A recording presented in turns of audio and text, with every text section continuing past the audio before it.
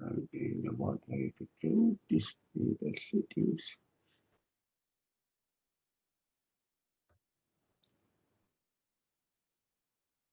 All right, this is okay now? Yes, Uncle. Okay. All right. What we are going to do today, we completed 9 slides, and we are going to proceed from 9 onwards. This is the part 2 of the karma philosophy. In part 1, I'm going to just briefly, because the part 1 and part 2 and part 3, there are total 3 parts. They are the most important to understand the karma philosophy.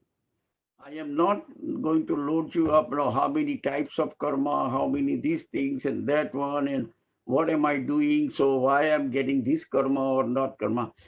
If your concept is clear, then you can evaluate under your environment, okay, what you are doing.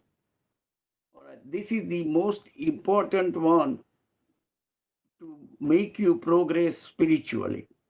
All right.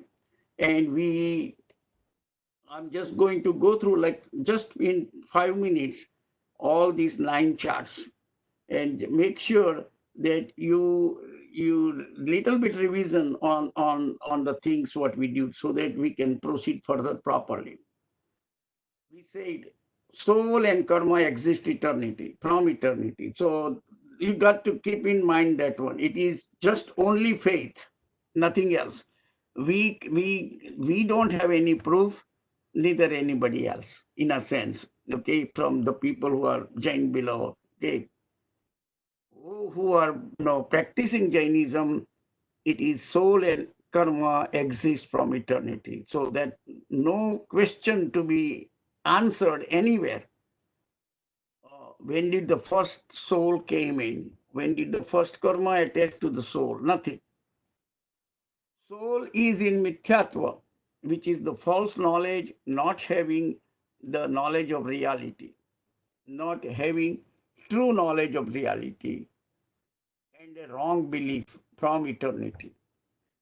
Now, when did I got a wrong belief? Well, it is from eternity. Okay, I have a false knowledge. That is understandable. Okay, knowledge you may not have it.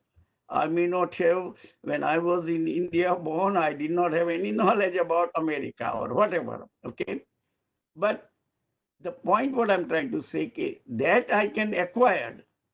But if I have a wrong belief, then there is no hope for me. Okay, and the wrong belief you call, or the another word is the mithyatva. The technical word in Jainism is the mithyatva. I am in mithyatva spiritual point of view from eternity. Okay, so what I need to understand, I am in a wrong belief, then you change your attitude. Okay, you understand, even though it is from eternity, you have a free will, and the free will is the one can help you to change your wrong belief. So there is an end. There was no beginning, but there is an end for the wrong belief or for mithyatva. That's again, it's all our, I'm laying no major belief point of view. Karma is attached to the soul from eternity. Okay, so when did the first soul, I already talked. Principle governing the succession of life cycle is karma. My birth, my life, my death.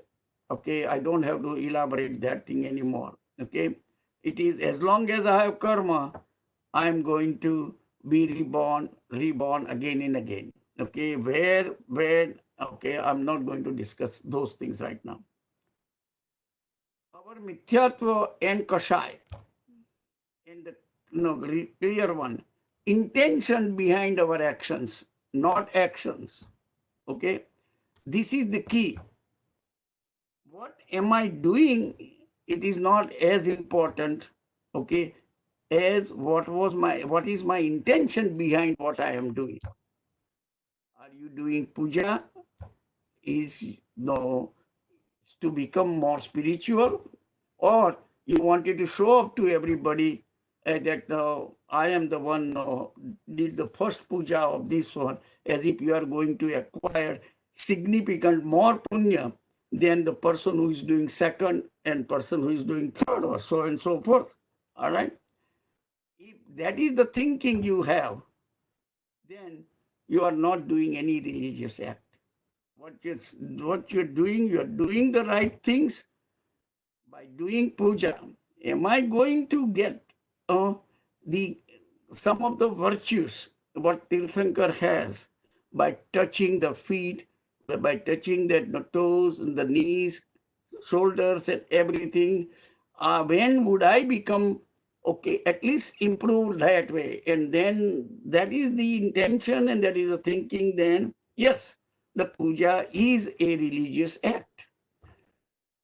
So keep that thing in mind. Mithyatva is not the root. Mithyatva is the root cause of this all suffering. I am suffering. This is a very key point. I'm suffering because I believe something is not right. I believe it is right, and my belief is unchangeable. That's why I say dogmatics people. This terminology generally use the dogmatics people. It doesn't matter whatever you tell them. Is nothing. This is what I know is right. What my guru told me is right.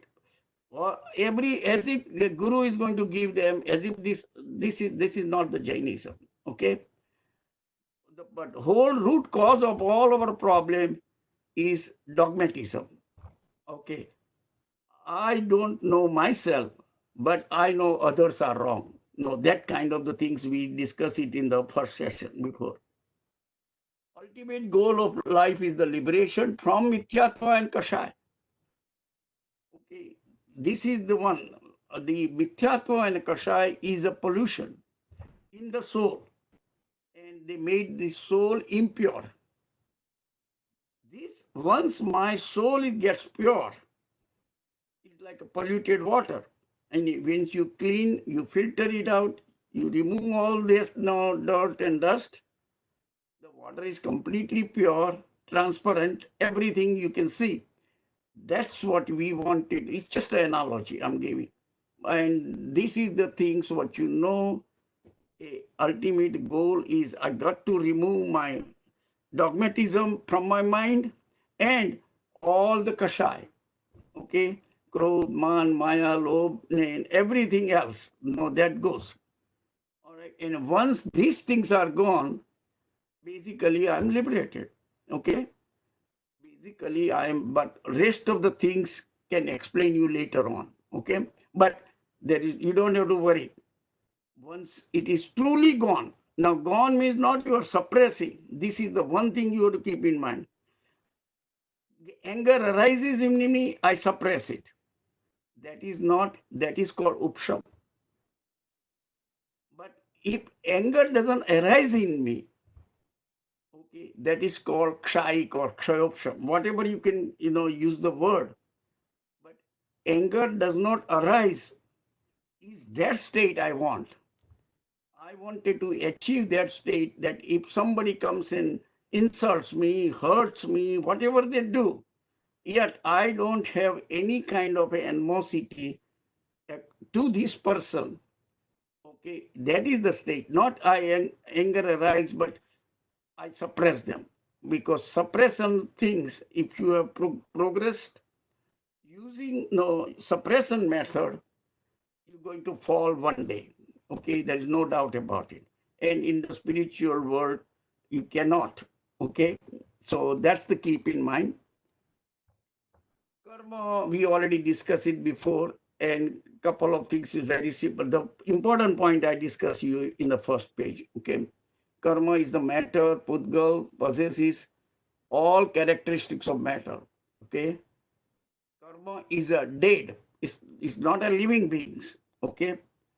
So there is no consciousness, there is no knowledge, it possesses body, occupies space, very fine particle, small particle, smallest particles in the universe. cannot be seen, feel, or verified. Entire universe is filled with karma particles. So there are two types of the karma particle we talk. One is the free particles, and another is the karma particle which are attached to the soul, which is called bonded particles, or it is called simple karma. Karma means it is a particles attached to the soul, any particular soul, doesn't matter. Okay, so there are two types of the things, and karma particle changes their state from attached to the soul or non-attached to the soul. Non-attached to the soul means free. We want to make sure whatever karma particle attached to my soul, I got to make sure those all are gone. And you cannot remove the karma particle unless you remove from yourself mithyatva and kashai. So ultimately, it is the mithyatva and kashai you remove all your karma particles. And once you remove all your attached karma particles, then they are all free. But once they become free, they remain at the same place where they are detached. All right, that's what you keep in mind. They don't go and start moving around the things. Only they move around with soul. When soul is moving, that's it. So when soul, I die here, I'm reborn some other places. Okay, maybe animal, maybe in heaven. Whatever it is, the soul goes with me, and my karmic body also goes with me. Okay, soul is me, and my karmic body is also traveling. There is other things go with you also, but these are the two important right now with this purpose. Okay, next, the pre-karma particles we already discussed.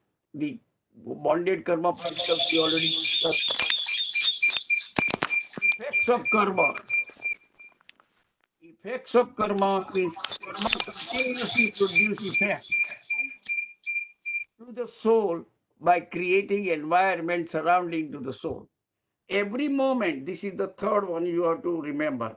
Every moment, some old karma which we have acquired is separating, and we are acquiring new karma. That is it. That's a continuous process as long as we live human life.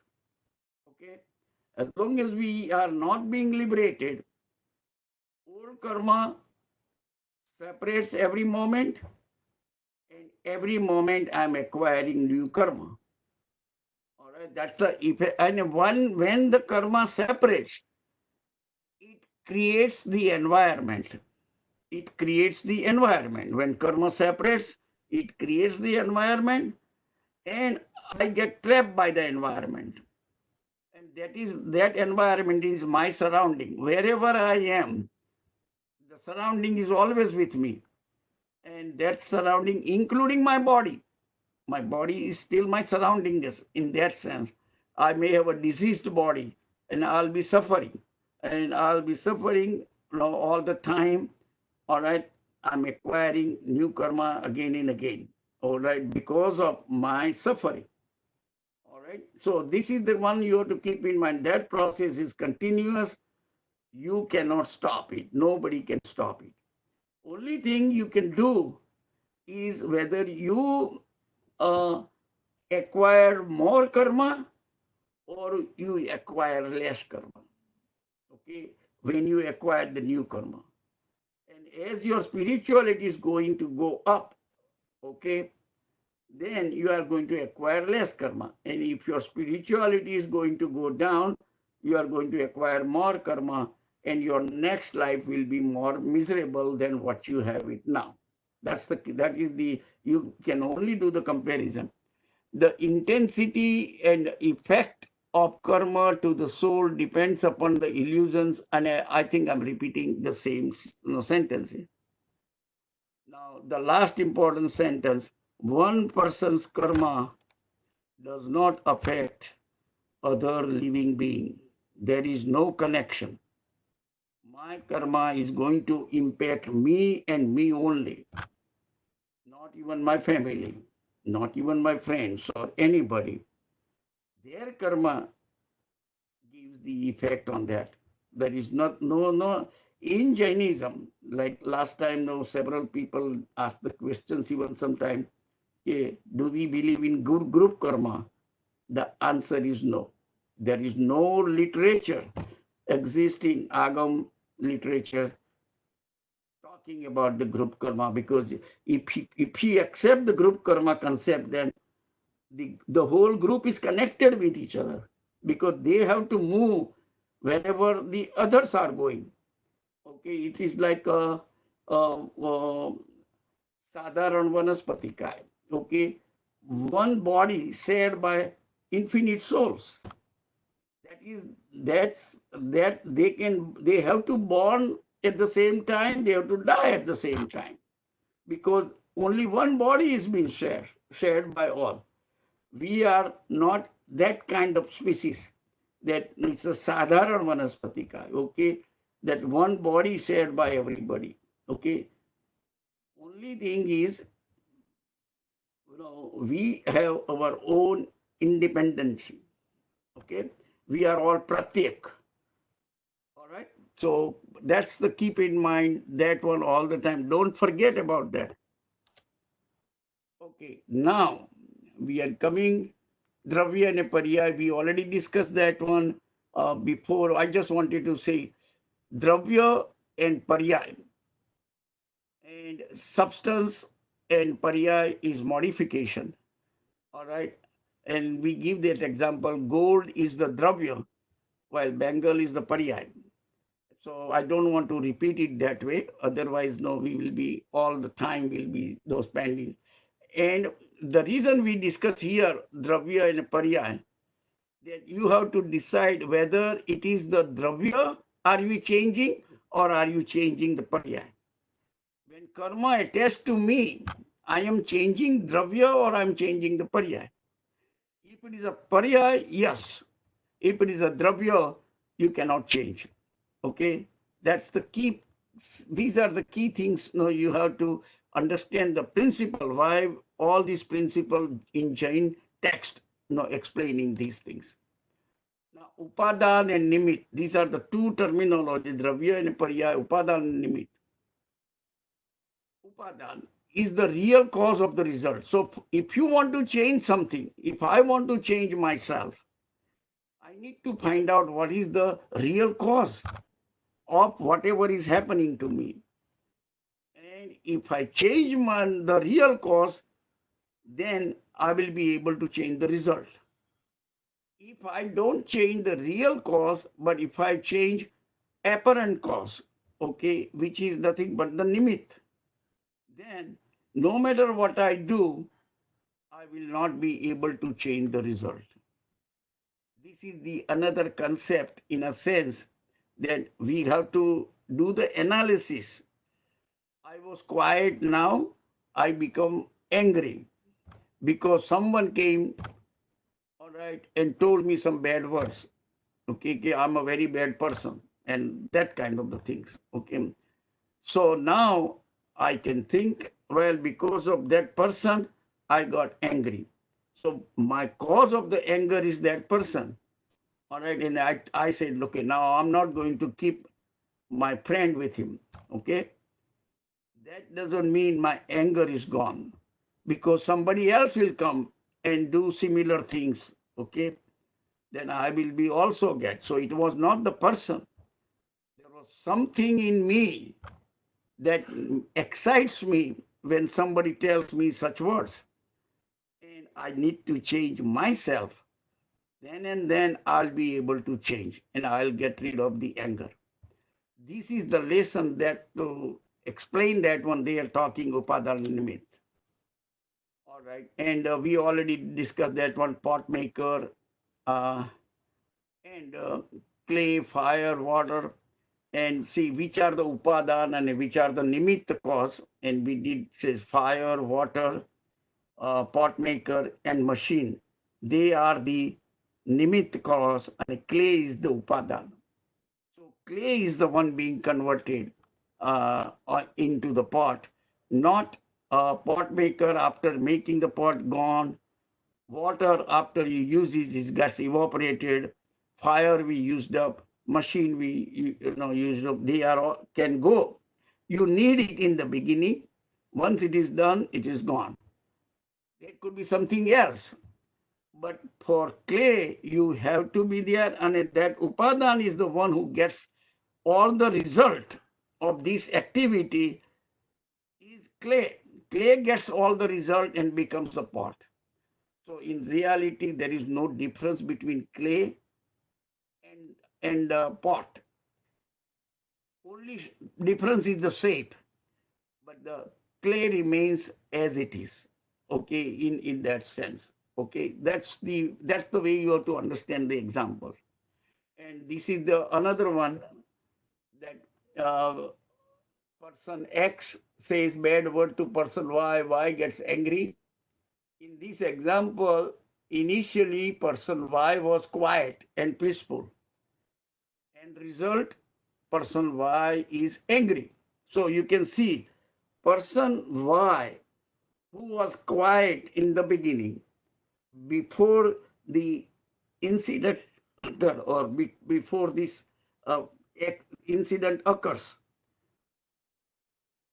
After the occur, what is the incident occurred? X says bad word to Y. Y was quiet before, he got angry now. Okay. And the end result, Y is angry. Now determine who is the Upadan and Nimitta causes. Person X who says the bad word, it is the Nimitta only. Okay, he just came and said the word, he's gone. All right, and he made Y angry. So person Y got the angry, means Y soul become the angry. So he is the only, if you, in any process, you will find Upadan is only one and only one. One and only one. Nimit could be 1, 2, 3, 4, as many as. But that Nimit has, they cannot change Upadan. Only the Upadan can change to Upadan. Okay? Means I can change myself. Nobody else in the world can change me. Okay? And similarly, I cannot change anybody.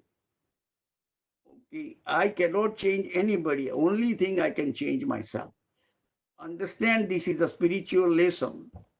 Once you keep in mind, so every time you want to make any change yourself. That is the key. Okay, unless and until you change yourself, okay, others are not going to change. It may look like sometimes no, they are working for you or something like that, but they are going to rebel whenever the time and situation comes. So it is not a permanent change. The permanent change when you do it yourself. That's the key. Okay. Now here is the things we are going to start now, the new one. Okay. What I'm trying to tell you